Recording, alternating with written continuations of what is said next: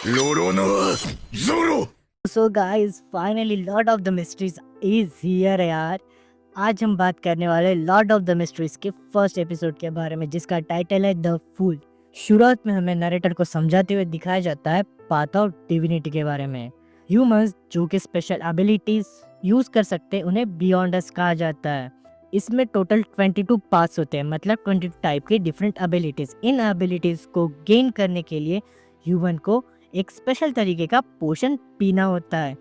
इन 22 abilities में भी 9 levels होते हैं, जैसे 9, 8, 7। ये जैसे जैसे नंबर हाई जाते जाएगा वैसे वैसे बियॉन्डर्स की एबिलिटी की पावर भी स्ट्रांग होगी। एक स्ट्रांग बियॉन्डर के पास गॉड लाइक पावर भी हो सकती है, ये नरेटर हमें समझाता है। सीन शिफ्ट होता है और हमें दिन दिखाया जाता है सितंबर 9, 1349 का, जहाँ पे एक बंदे और मॉन्स्टर के बीच में फाइट चल रही होती है और बंदा बोलता है ये दुनिया इल्यूजनरी है, chaos हमेशा चलते रहता है और जो सुप्रीम एग्जिस्टेंस है वो एक डिवाइन ब्लेसिंग है। ये बोलने के बाद फाइट अलग ही मोड़ ले लेती है। बंदा हारने लगता है और मॉन्स्टर उसमें छेद कर देता है, बंदा खत्म।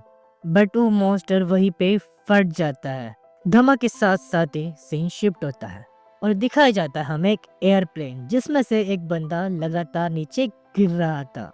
बंदा जैसे ही अपनी आँख खुलता है वो अपने आप को पाता है एक डेस्क पे, जहाँ पे एक डायरी होती है और एक रिवॉल्वर होती है। उसे कुछ समझ में नहीं आता और पाता है कि उसके सिर पे तो एक बहुत ही गहरी चोट होती है, बट वो धीरे धीरे अपने आप हील हो रही होती है।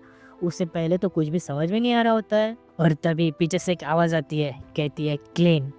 उसे पता नहीं होता ये क्लेन है कौन। वो पीछे मुड़ के देखता है, पीछे कोई नहीं होता। पीछे एक टूटा हुआ शीशा लगा हुआ होता है। वो अपने आप को देखता है और जो नोटिस करता है वो तो किसी और ही के बॉडी में है। उसे रियलाइज होता है कि वो तो ट्रांसमाइग्रेट हुआ है, वो तो किसी और बंदे के बॉडी में आ चुका होता है। क्या वो मर गया? उसे कुछ भी समझ में नहीं आ रहा होता है। धीरे धीरे उसके पास कुछ हेजी मेमोरीज, मतलब धुंधली मेमोरीज आने लगती है। अगले सीन में हमें 2 पुलिस ऑफिसर्स दिखाए जाते हैं जो कि क्राइम सीन को इन्वेस्टिगेट कर रहे होते हैं और वहाँ पे 2 डेड बॉडीज होती है जो कि होती है वेल्च और नाया की। वो नोटिस करते हैं ये तो सुसाइड है, बट यहाँ पे डार्क डिविनेशन रिचुअल परफॉर्म किया गया है, मतलब बियॉन्ड द सैक्रिफाइस रिचुअल, और एक इविल फोर्स या इविल एंटिटी आने वाली है। वो देखते हैं वहाँ पे एक फोटो फ्रेम होती है जिसमें वेल्च, नाया और क्लेन होता है। ऑफिसर पूछते हैं इन दोनों के साथ ये बंदा कौन है। दूसरा ऑफिसर बताता है ये क्लेन मोरिटी है, जो कि इन दोनों का क्लासमेट है। इसके माँ बाप भी गुजर चुके हैं और ये बंदा अपने सिबलिंग के साथ रहता है। अगले सीन में हमें क्लेन को अपने बारे में बताते हुए दिखा जाता है। क्लेन कहता है मैं टिंगल सिटी में रहता हूँ, जो कि ओवा कंट्री में है, जो कि लोयलन किंगडम का पार्ट है, जो कि नॉर्दर्न कॉन्टिनेंट में स्थित है। और मैं एक हिस्टोरियन हूँ, हिस्ट्री ग्रेजुएट हूँ और मैंने मास्टरी कर रखी है एशियंट लैंग्वेजेस में, जैसे पाइजैक और हमीज में। उसके पास एक डायरी होती है और वो डायरी को पढ़ने लगता है और पढ़ता है 29 में वेल्च मेरे घर पे आता है एक एंशिएंट नोटबुक का हाथ में लिए। 20 जून उन लोगों ने उस बुक के पहले पेज को सॉल्व कर लिया है। उन्हें पता चलता है कि 4th इपॉच की ये बुक है और एंटिगोनस फैमिली के किसी मेंबर ने इस बुक को लिखा है। पुलिस ऑफिसर्स को भी ये चीज़ पता चल चुकी होती है। क्लेन ऑल्सो मेंशन 21 जून के बारे में, 22 जून के बारे में और 25 जून के बारे में। वो मेंशन करता है एंटिगोनस फैमिली के बारे में, ब्लैक एम्परर के बारे में, थियोडोर किंगडम के बारे में, हर्मिशियस माउंटेन रेंज के बारे में। और क्लेन कहता है क्या ये सब चीज़ें हकीकत है या ये चीज़ें सिर्फ सपना ही है। और उसे एक बात सता रही थी, इस डायरी में 27 जून की एंट्री क्यों नहीं है। और उसे एक पेज मिलता है जहाँ पे लिखा हुआ होता है सब मरेंगे और उनके साथ साथ मैं भी मरूंगा। वो ये चीज़ सोच के काफ़ी परेशान हो जाता है कि क्लेन ने ये चीज़ क्यों लिखी है।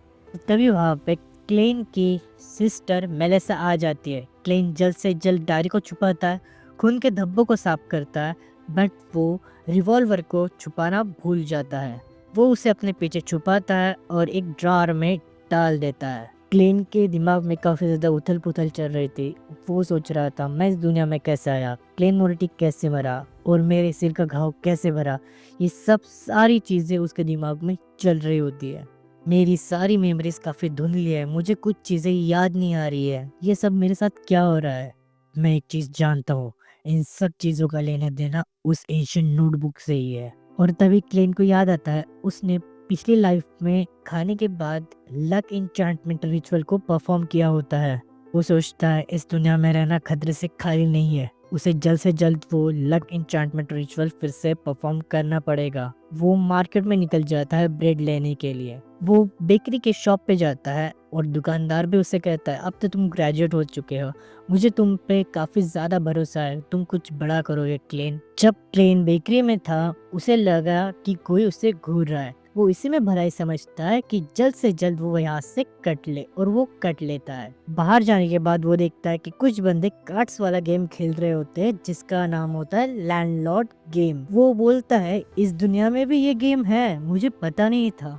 क्लेन कहता है आज से 100 साल पहले एंटिस एम्पायर में रोजेला गुस्ताव नाम के बंदे ने ये लैंडलॉर्ड गेम को इजाद किया था। उसी बंदे ने टैरो रीडिंग को भी इजाद किया था और साथ ही में स्टीम शिप को भी इजाद किया था। यही नहीं, और उसने स्प्रिंग फेस्टिवल को भी उसने प्रमोट किया था। शायद से रोजेला गुस्ताव मेरी तरह ट्रांस माइग्रेट हुआ इंसान हो सकता है। जैसे जैसे क्लेन अपनी राह में आगे बढ़ता है वो देखता है कोई उसका पीछा कर रहा है।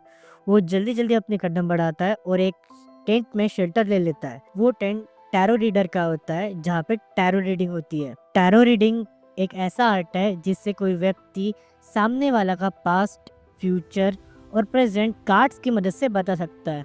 उसमें हर एक कार्ड का अपना एक खास मतलब होता है और एक नंबर होता है और एक नाम भी होता है। तो वो टैरो रीडिंग कराता है। उसे 3 कार्ड मिलते हैं जिससे कि वो देख सके पास्ट, प्रेजेंट और फ्यूचर।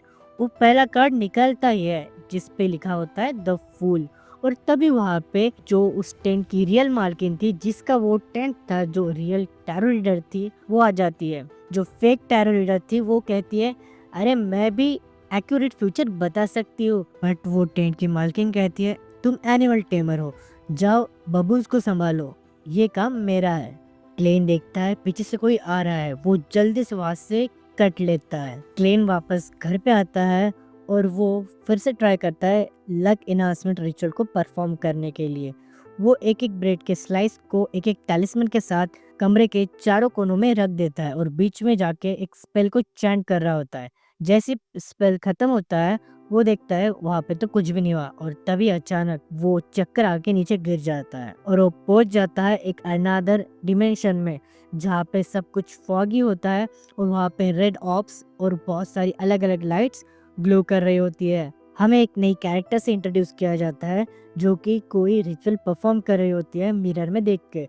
वो मिरर में देख के चैंट करती है मिरर ओ मिरर, मैं होल फैमिली के नाम पे तुम्हें आदेश देती हूँ, समन हो जाओ। और हमें एक और नए मेल कैरेक्टर से इंट्रोड्यूस किया जाता है जो कि सेम तरह का रिचुअल परफॉर्म कर रहा था बट डिफरेंट लोकेशन पे। वो दोनों के दोनों ही क्लेन वाली जगह पे समन हो जाते हैं। तो वो लड़की क्लेन से पूछती है क्या तुम इस डिवाइन रेल्म के मास्टर हो? क्लेन भी शॉक हो जाता है। वो कहता है क्या डिवाइन रेल्म? यहाँ पे तो कोई मंदिर या श्राइन है ही नहीं। और तभी वहाँ पे मंदिर या श्राइन जैसा कोई स्ट्रक्चर खड़ा हो जाता है। क्लेन को ये बात समझ में आ चुकी होती है कि वो इस डिमेंशन को पूरी तरह से कंट्रोल कर सकता है।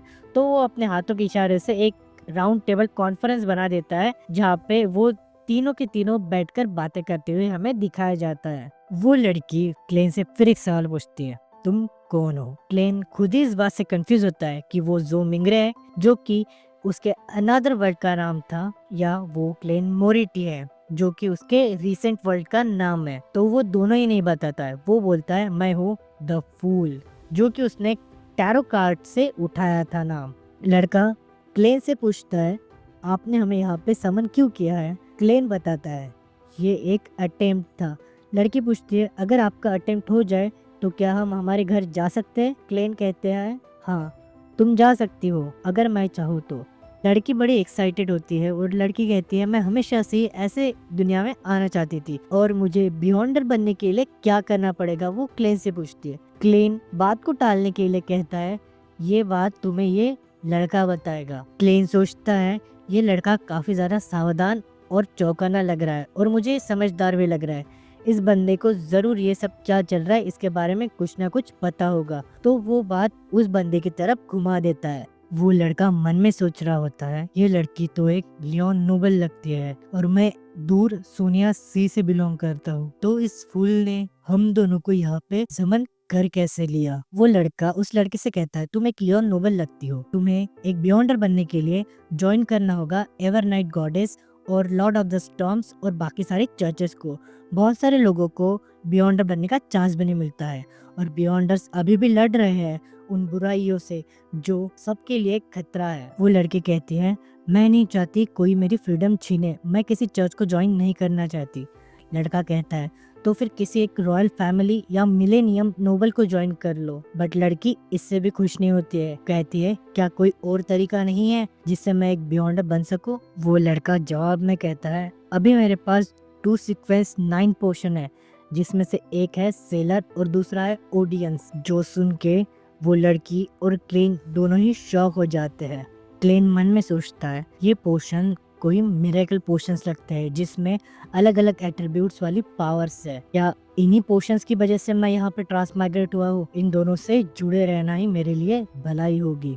वो लड़की उस लड़के से डील करती है और क्लेन से रिक्वेस्ट करती है, मेरे और इस लड़के के बीच में एक पैक्ट हुआ है, क्या आप उसको विटनेस कर सकते हैं? क्लेन भी जवाब में हामी भरता है। वो लड़की काफी खुश हो जाती है और कहती है, फूल मेरी एक और रिक्वेस्ट है, तुम क्या इसी तरह की गैदरिंग्स कर पाओगे? और क्लेन सोचने लगता है, क्या मैं कर पाऊंगा? वो लड़का बोलता है, तुम्हारे पास हमारे सोच से भी परे पावर है और ये छोटे मोटे मसलों को हम दोनों संभाल लेंगे, तुम उसका टेंशन मत लो। फूल सोचता है कि अगर मैं इसी तरह से गैदरिंग करते रहा तो बहुत बड़ा चांस है कि मेरी ट्रू आइडेंटिटी एक्सपोज हो जाए। बट अदर हैंड मैं अगर इसी तरह डिवाइन रन के कांटेक्ट में रहा तो चांसेस है कि मैं वो रीजन पता कर सकूंगा जिससे मैं यहाँ पे ट्रांसमाइग्रेट हुआ। मुझे मेरे फियर्स को ओवरकम करना ही पड़ेगा। क्लेन अनाउंस करता है, हर मंडे 3 PM को यहाँ पे गैदरिंग होगी और इस बात को तुम दोनों को ही सीक्रेट रखना है। तो वो लड़की कहती है, तो हम दोनों को भी हमारा कोड नेम डिसाइड कर लेना चाहिए हमारी आइडेंटिटीज को प्रिवेंट करने के लिए। और रियल वर्ल्ड में क्लेन के रूम पे कोई नॉक कर रहा होता है। क्लेन अदर डिमेंशन में होने के कारण गेट खोल नहीं पाता। लड़की कहती है, तुमने अपना नाम एक टैरो कार्ड पर रखा है, तो मैं भी अपना नाम एक टैरो कार्ड पर ही रखती हूँ, तो आज से मेरा नाम होगा जस्टिस। और लड़का कहता है, मेरा नाम होगा हैंडमैन। वो लड़की कहती है, अब हम टैरो क्लब के मेंबर्स हैं। दूसरी तरफ क्लेन के सर में काफी ज्यादा दर्द उठता है क्योंकि वो रियल लाइफ के वर्ल्ड में जग रहा होता है। वो उन दोनों को शांत होने को कहता है और कहता है, आज की गैदरिंग अब यहीं पे ही खत्म होती है। फूल, जस्टिस और हैंडमैन तीनों ही अपने अपने लोकेशन में पहुंच क्लेन बेड से उठता है और दरवाजे की तरफ बढ़ता है। की होल से देखता है कि वहाँ पे तो 2 बंदे खड़े होते हैं। वो दरवाजा खोलता है और ऐसे एक्टिंग करता है कि वो अभी अभी सो के उठा है और वो देखता है वहाँ पे तो वही बंदा है जो उसका पीछा कर रहा था। वो बंदा बताता है, मेरा नाम लियोनार्ड मिचेल है और उसके साथ वाले बंदे का नाम है डन स्मिथ। हम दोनों पुलिस ऑफिसर्स हैं और तुम्हारी हमें कुछ इन्वेस्टिगेशन करनी है।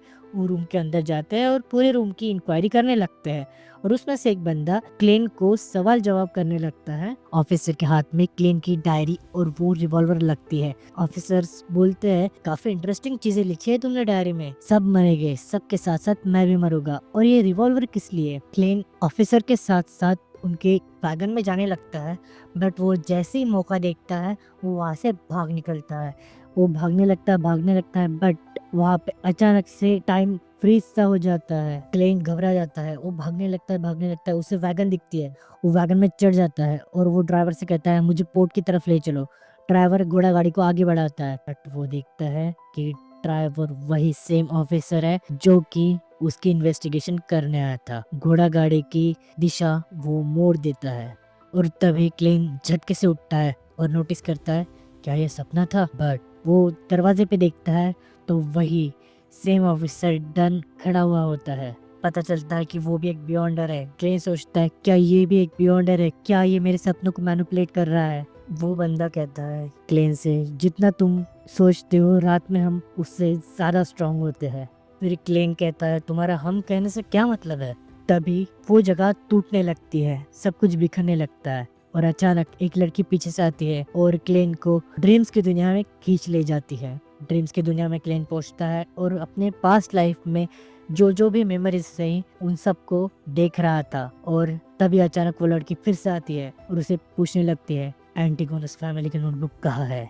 क्लेन जवाब देता है मुझे नहीं पता वो कहाँ है, 27 को क्या हुआ था तब मुझे नहीं पता, मुझे याद नहीं है। और वो पूछती है तुम उस दिन क्या कर रहे थे। और तभी अचानक उसके हाथ में गन आती है और वो अपने आप को शूट कर देता है और वो वर्ल्ड वही के वही बिखर जाता है। क्लेन रियल वर्ल्ड में वापस आता है और देखता है वही लड़की जो ड्रीम में थी वो ऑफिसर से कुछ बात कर रही होती है। वो लड़की कहती है एंटीगोनस फैमिली की नोटबुक कहाँ है, इस बंदे को नहीं पता। 27 को वेल्च और नाया के साथ क्या हुआ था ये इस बंदे को नहीं पता और इसने उस दिन अपने आप को बंदूक से गोली मार ली थी। इसकी सारी मेमोरीज इरेज हो चुकी है।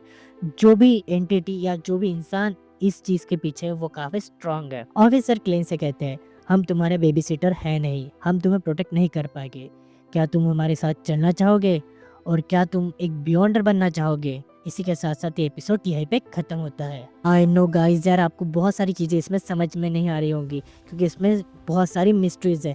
ये मिस्ट्रीज धीरे धीरे करके सामने खुलेगी, उसके लिए आपको बने रहना होगा और चैनल को यार सब्सक्राइब कर दो यार और वीडियो को लाइक भी कर दो।